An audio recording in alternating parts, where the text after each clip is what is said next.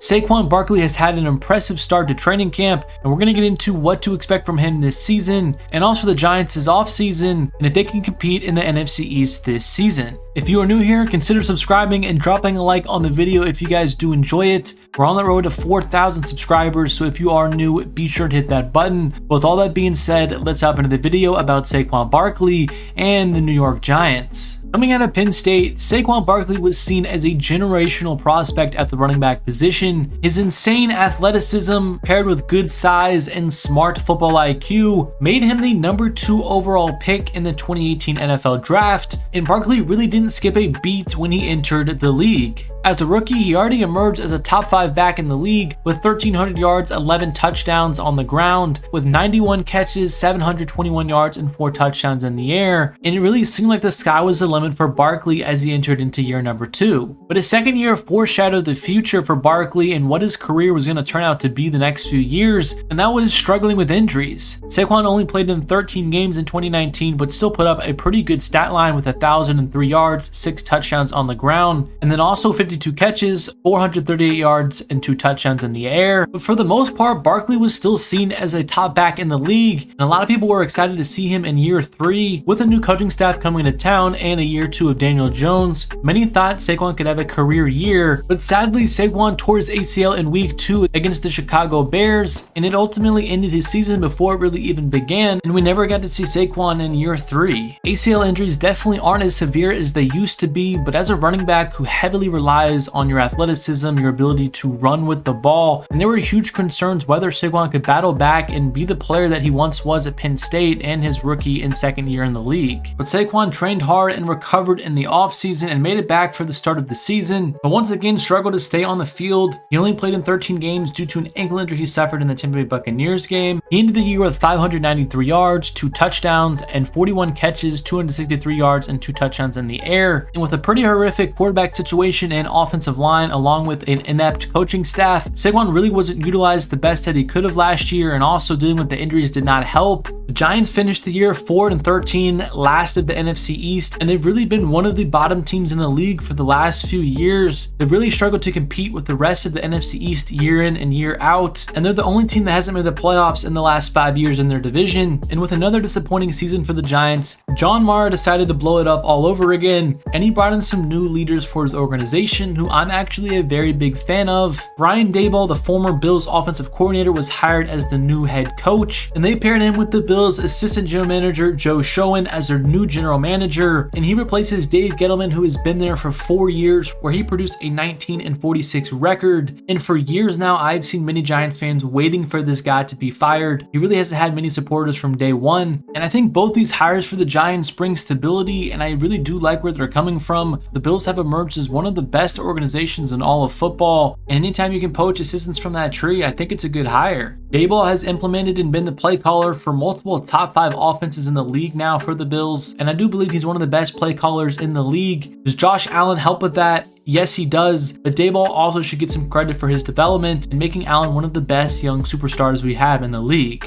But the new tandem for the Giants had a pretty important offseason, and one of their first moves was declining Saquon Barkley's 5th-year option, which means they're going to be paying him $7.2 million in 2022. And after the year, the future is uncertain for Barkley. A long-term extension does not appear to be on the table for Barkley yet. But after deciding on 5th-year options and retaining some of the team's veterans, you could tell it was really important for them to rebuild the offensive line, which has been one of the worst units in the league for several years now. The Giants were relatively quiet in free agency. They didn't make a ton of huge splash moves, but bringing in solid veterans and solid players for the offensive line is definitely something that should not be overlooked, especially with how much that unit has struggled over the years for them. The first lineman they got was Mark Lewinsky from the Indianapolis Colts. They signed him to a 3-year deal worth $20 million, with $11 million that can be guaranteed.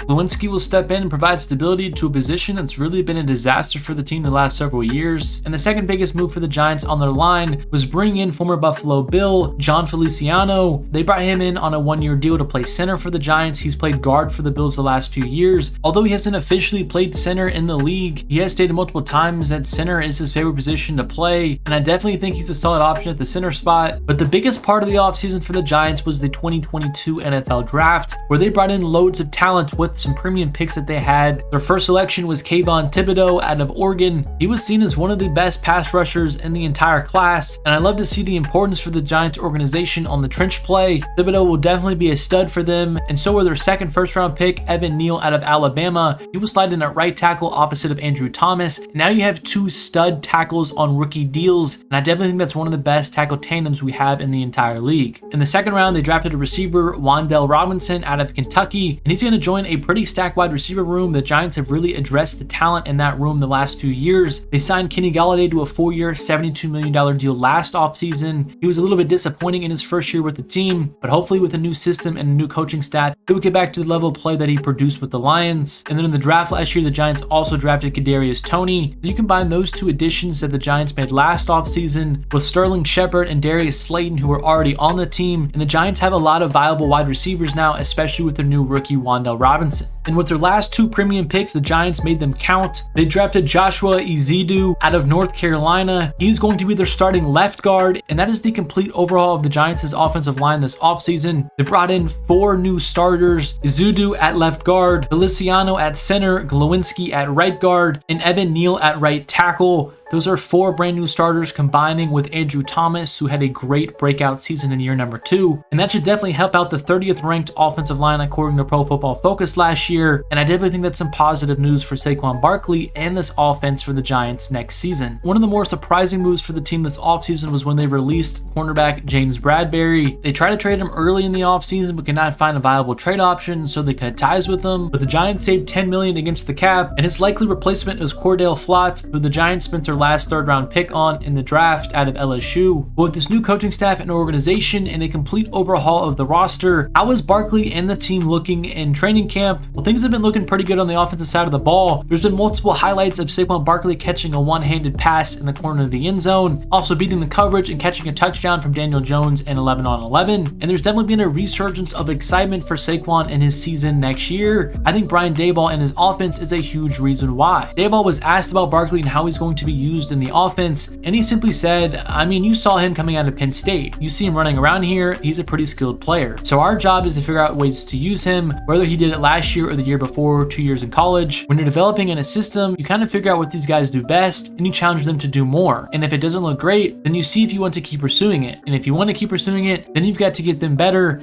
And if not, then you just throw it away and do something else. But Barkley has been doing some wide receiver drills in training camp. He's really focusing on his catching ability and becoming a bigger threat out of the backfield catching the ball, because that is a huge part of Daboll's offense. The running backs need to be versatile and be able to help out in the receiving game. And I think that's the biggest area where we're going to see Barkley get back to some of his early years. His first 2 seasons in the NFL, he had 143 catches in 2 seasons, and he didn't even have half of that the last 2 years. Injuries have played a part of that, but the offense really asked him to do completely different things. And we're going to be getting back to what Saquon does best, and that's just give him the ball in open space and let him work. Using his elusiveness and ability to make others miss is his strongest strength, and I definitely think that's what Daboll is going to utilize this year. But Saquon has been asked multiple times this offseason about his contract situation and playing for the Giants long term, and really how important this season is for his career. And Saquon simply said, I just want to kill, just go crazy. I'm tired of the BS that is said about me or this team, and I want to go out there and prove to this organization that the player they drafted is still there. But that chip on the shoulder is exactly what Saquon Barkley needs to reunite his career and have a very successful season in 2022. But if the Giants are going to have a good team and offense next season, Barkley must be at the forefront of that, and I definitely think he's going to have a bounce back year this year with Brian Daboll and the complete new offensive line that the Giants have assembled in front of them. But thank you guys so much for watching the video. If you guys are new to the channel, be sure to subscribe and drop a like on the video if you guys did enjoy it. Let me know what you think of Saquon Barkley and the Giants for this upcoming season, and if you believe Saquon will have a resurgence this year, or if you think the best days of his career are behind him. But thank you guys so much for watching, and I will catch you guys in the next one.